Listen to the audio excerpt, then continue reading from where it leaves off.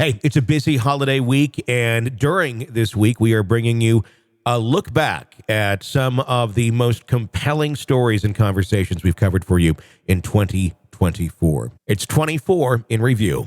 You're listening to the Hidden Killers podcast with Tony Brueski, featuring attorney, guest, and former felony prosecutor Eric Faddis. Chad Daybell on trial. It is finally here, and the day of reckoning is coming. They're saying about maybe 6 to 8 weeks for this whole thing to pan out and us to find out what exactly the jury thinks of all of the murderous allegations against Chad Daybell.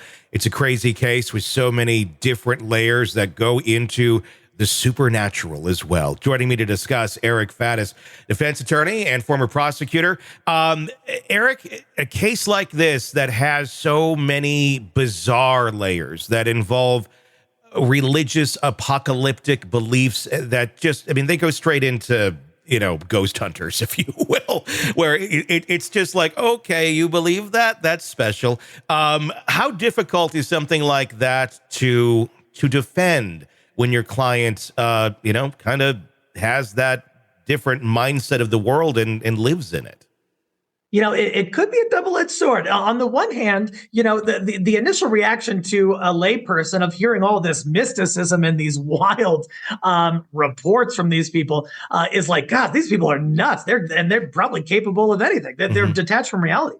On the other hand, perhaps his defense tries to use that and just says he was so detached. He was so, under the spell of Lori Daybell, or however they decide to play it, that he was vulnerable and impressionable, and perhaps that factors into a part of their defense. So I think that could go either way.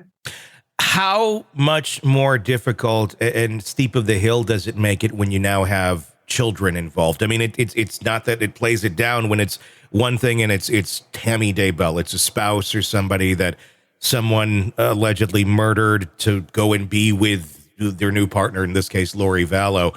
But then you add kids to the mix, and that's got to play very different to a jury than just the adults that was allegedly murdered.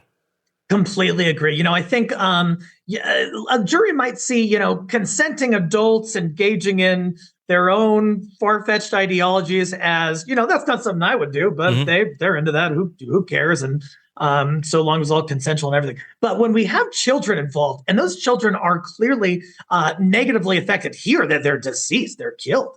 I think the fact that I think the jury has less tolerance for that sort of eccentricity, especially when it's negatively affecting the kids. How do you spin it? How do you play that to? How do you defend against something like that?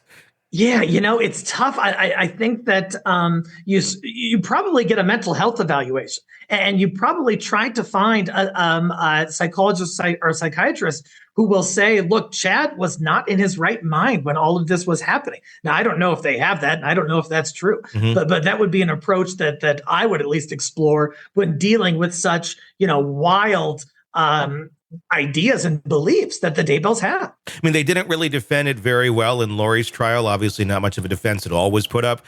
But what was, I guess, kind of hinted at, probably could have been done a hell of a lot stronger, is if you don't believe the thing you're killing at that moment in time, in this case, the people that you're killing are people, then it's not murder, or they're not guilty of committing murder, even though they did commit the act.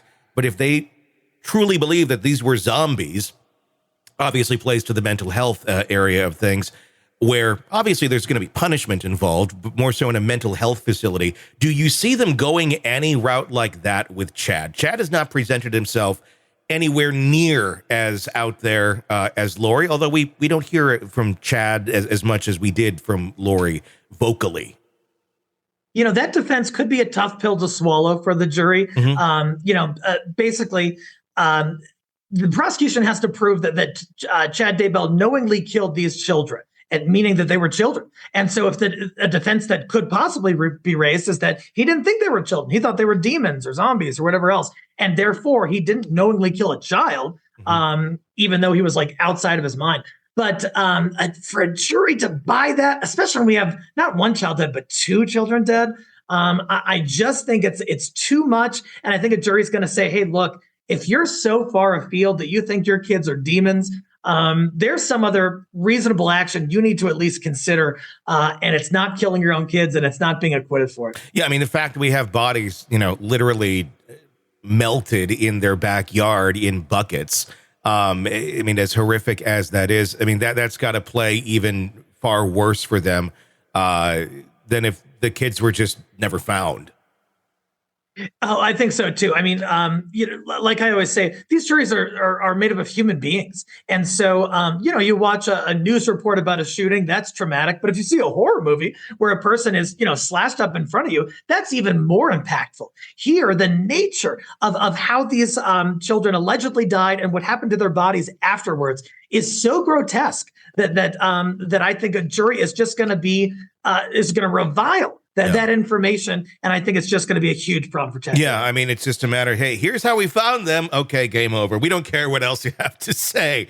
Sick of the ads? We are too. Start listening with no commercials now and get access to all of our episodes in advance of everyone else. Become a True Crime Today Premium Plus subscriber on Apple Podcasts. Search True Crime Today Premium Plus on Apple Podcasts or go to our podcast page and sign up now. True Crime Today Premium Plus. Sign up now.